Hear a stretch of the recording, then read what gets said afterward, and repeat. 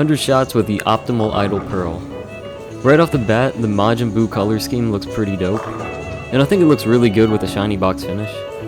For this video, I'll be giving you a high volume of shots, playing different zones, comparing it to my Arctic vibe, then I'll be bowling 3 games to see how it scores. I was interested in the original idol when it first came out, but back then I wasn't bowling so much, so I didn't have a reason to get it.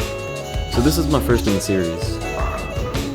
And so far I'm enjoying throwing it, going up high and tripping a 4-pin.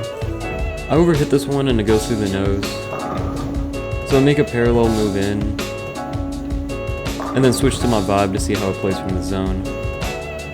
So I'm comparing it to the Arctic vibe because they're both symmetric pieces, and this one comes out of box 1500 polish, and I've freshly polished it too for this video. The idle pearl comes out of box with the react to shine finish. I'll be keeping it at that surface for this video. The Arctic vibe is a touch earlier and smoother. Then I miss out the window and somehow this thing recovers. That's crazy. The idle starts up later and doesn't quite recover. Moving left and adding axis rotation, I'm able to play around third arrow. And the ball looks really good from the zone.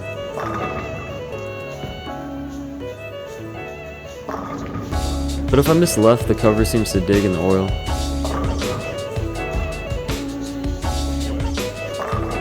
I make a small move just so I can open up a touch.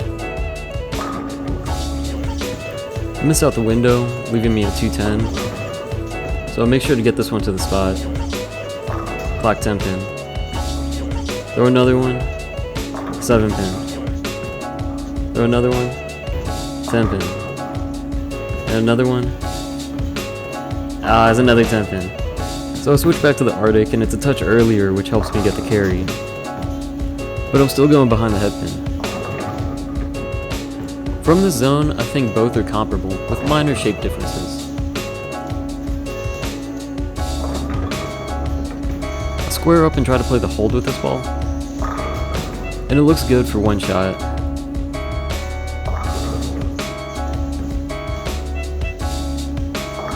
Which is fine because I'm pairing it with the summit descent. If I want to play the hold, I would use the summit, and if I want to create more entry angle, I would use the idle. The idle isn't the most angular option available. It's more so used to create some length with an arcing mid-lane read into a smooth back-end motion. The Microtrax cover provides more traction in the oil, which is necessary when zoning in on a house shot. And I think that's when things start separating between the idle and the Arctic. Both are playable from second arrow with minor shape differences, but when I'm further inside, the idle flares off the PAP much sooner compared to the vibe. I think the idle handles heavier volume a bit better with its Microtrax cover, so I try to give it more hand to make up for it.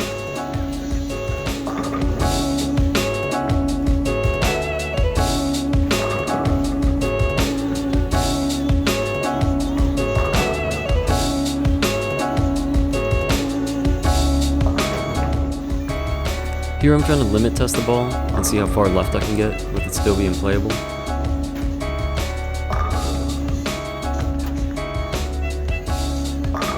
This is where I think the Microtrax cover really shines. It creates enough traction to make the zone playable.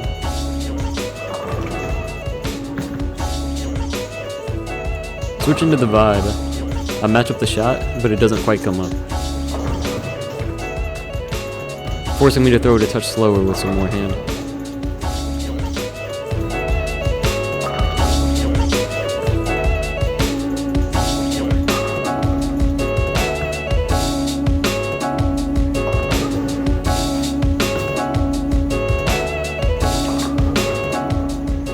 Playing 5th arrow with some loft, that looks pretty good.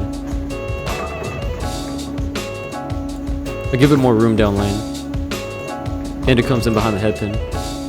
Then I set it down early to give it a chance to dig through the oil. And the vibe is definitely not playable from that zone.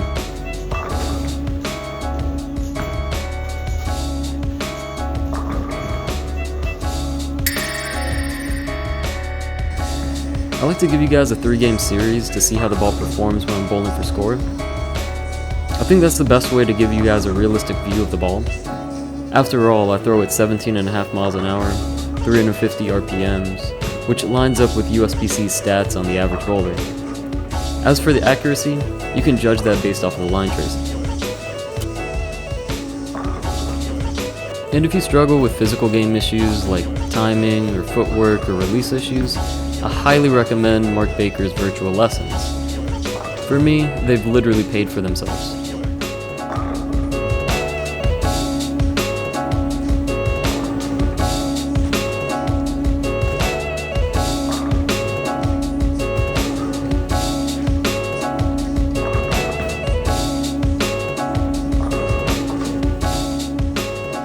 I finished game 1 with a 235. Alright, game 2.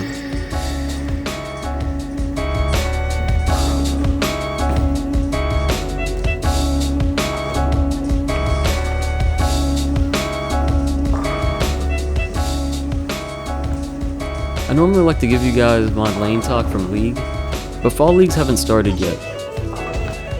But I recently took this to a tournament this past weekend, and this ball gave me an incredible look on a 46-foot pattern 2-to-1 ratio. I had taken the polish off of it and threw it with 1500 grit, going 253, 234, 234, 247, leading the tournament with 168 over. And I'm really not trying to brag or anything, I'm just saying that I'm really happy having a microtracks option in my bag right now. I also don't want to oversell the ball either. No ball is magic. Execution's the most important thing.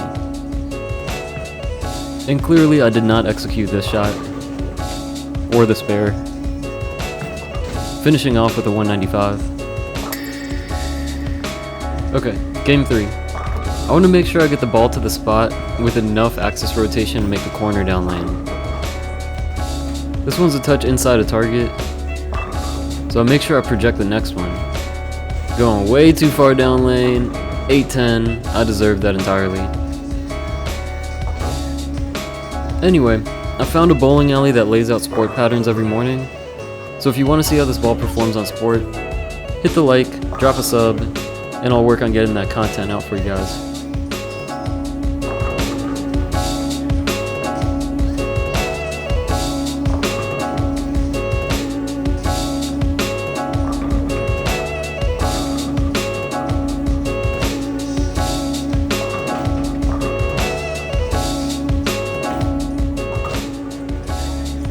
And I finished game 3 with a 245 for a 675 series.